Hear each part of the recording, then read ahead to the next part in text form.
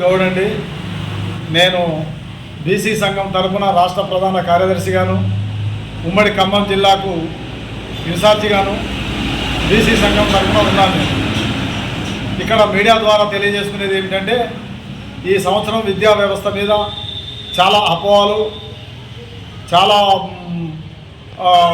అన్నీ చెడు అపోహలుగా వస్తున్నాయి.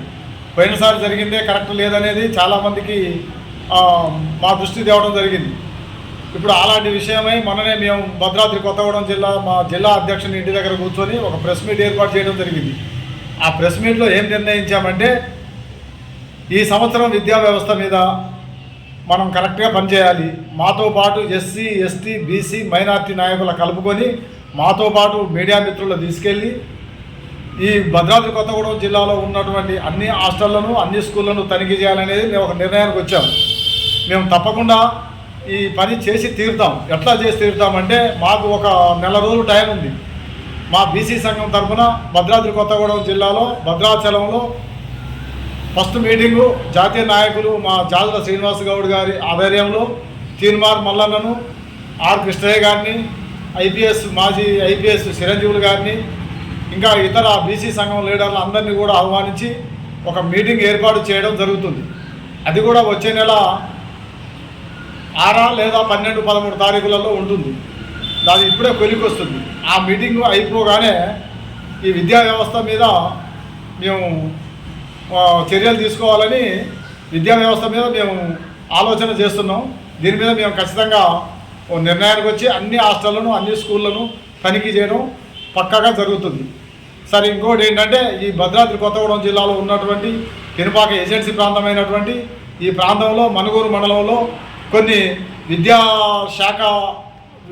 విద్యాలయాలు కొంతమంది వ్యాపారస్తులతో మిలాఖతై వాళ్లకు సంబంధించిన నోట్ బుక్స్ కానీ, యూనిఫామ్స్ కానీ, పెన్నులు కానీ, పెన్సిల్ కానీ ప్రతి ఒక్కటి కూడా ఒక 2-3 షాపులనే దొరుకుతున్నాయి. మనుగూరులో కానీ, మనుగూరులో అయితే ముఖ్యంగా ఒక 2-3 షాపులనే దొరుకుతున్నాయి. వాళ్ళ స్కూల్కు సంబంధించినటువంటి మెటీరియల్ ఏ షాపులో దొరకట్లేదు. దానికి పిల్లల తల్లిదండ్రులు గంటల కొద్దీ లైన్లో నిలబడి వాటిని తీసుకోవడం జరుగుతుంది.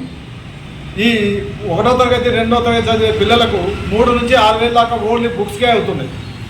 మరి ఇక ఫీజులు ఏ విధంగా ఉంటాయో ఒకసారి మీరు విద్యా అధికారులు ఆలోచించాలి. పోయినసారి కూడా గతంలో కంటే అన్ని కుల కంటే మన ఏరియాలోనే ఎక్కువ టాప్గా వస్తున్నాయి ఇది విద్యా వ్యవస్థ ఫీజులని.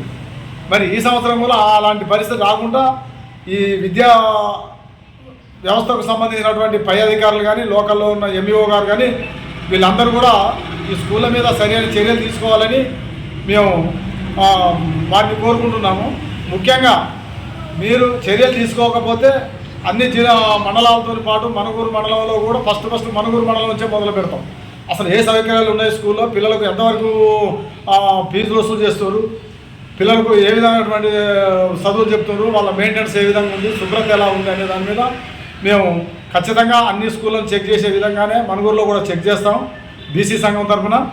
ఇది మా దాకా రాకముందే విద్యా అధికారులు స్కూళ్ళ మీద తగు చర్యలు తీసుకోవాలని కోరుకుంటున్నాము. ఈ మా మనుగూరులో ఉన్నటువంటి గిరిజన ఏరియాలో కూలీ చేస్తేనే పుండ గడిచే తల్లిదండ్రులు చాలామంది ఉన్నారు. వాళ్ళ పిల్లల చదువులకు చాలా కష్టపడి కూడా 100-200 కూలి చేసి వాళ్ళ పిల్లలు చదివించుకుంటున్నారు. అలాంటి పరిస్థితుల్లో ఈ విద్యాలయాలు ఒక దేవాలయాలుగా కాకుండా విద్యాలయాలు ఒక దోపిడీ వ్యవస్థగా మారుతున్నాయి. ఇవన్నీ విద్యాశాఖ అధికారులు గుర్తించి వాటిపైన తగు చర్యలు తీసుకోవాలని కోరుకుంటున్నాం. జై